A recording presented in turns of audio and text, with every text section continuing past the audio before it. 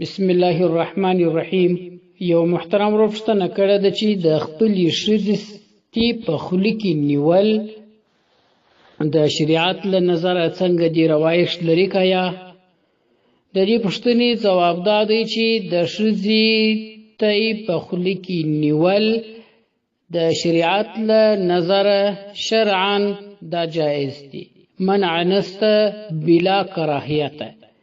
نارینه د خپلې میرمنې پر بدن باندې هر ډول نفع او ګټه اخیستلی سي، خوند ورباندې اخیستلی سي. شریعت مقدسه او فقه حنفي دې ته اجازه ورکړې ده. خو دونه مسئله ده که چیرې د ښځې ادب دی په تویو کې شیدې نه وي، د په خوله کې هم نیولی سي، زبېښلی یې هم سي. او که چیرې په تویو کې شیدې وي بیا یې زبېښلی نه سي او په خوله کې نیولی سي. ځکه که چیرې دی په تویو کې شیدې وي د یې وزبېښي نو بیا هغه شیدې د خولې ته ورځي، نو د دغه شیدو خوراک حرام دی. خو که یې وخوري حرام کار یې وکړ، ګناه یې وکړه، معینه نه ورباندې طلاقېږي، د ښځې طلاقېده نه ورباندې راځي. په رد المحتار کې علامه ابن عابدین الشامی رحمه الله کاږي یجوز له ان یلمس بجمیع بدنه حتی بذکره جمیع بدنها.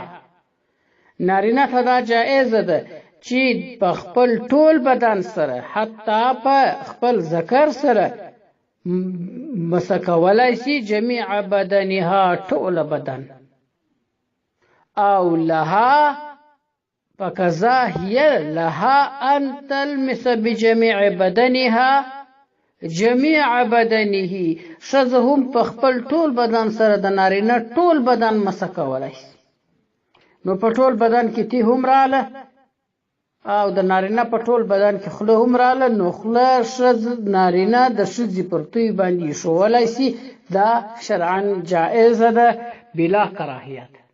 خو شیدې رودل هغه ورته حرام دي.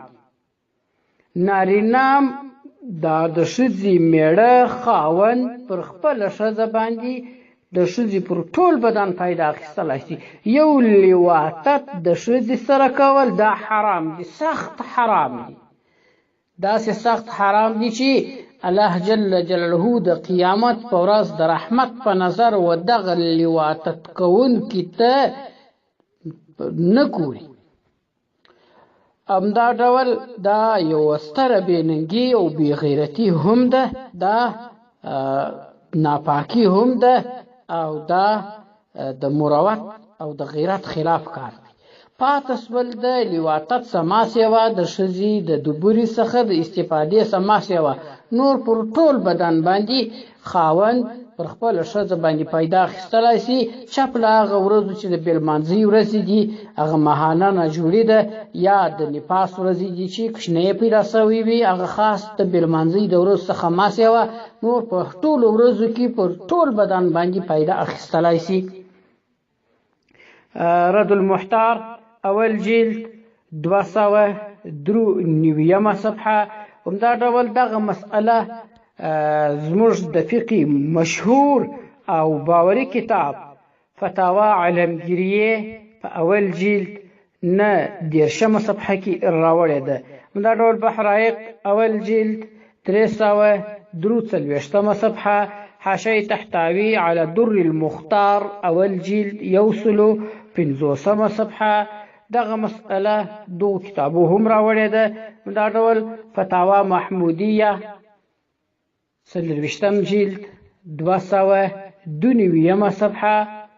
همدا ډول دغه مسئله فتاوا محمودیه 18 جلد 624 صفحه. والسلام علیکم ورحمة الله وبرکاته.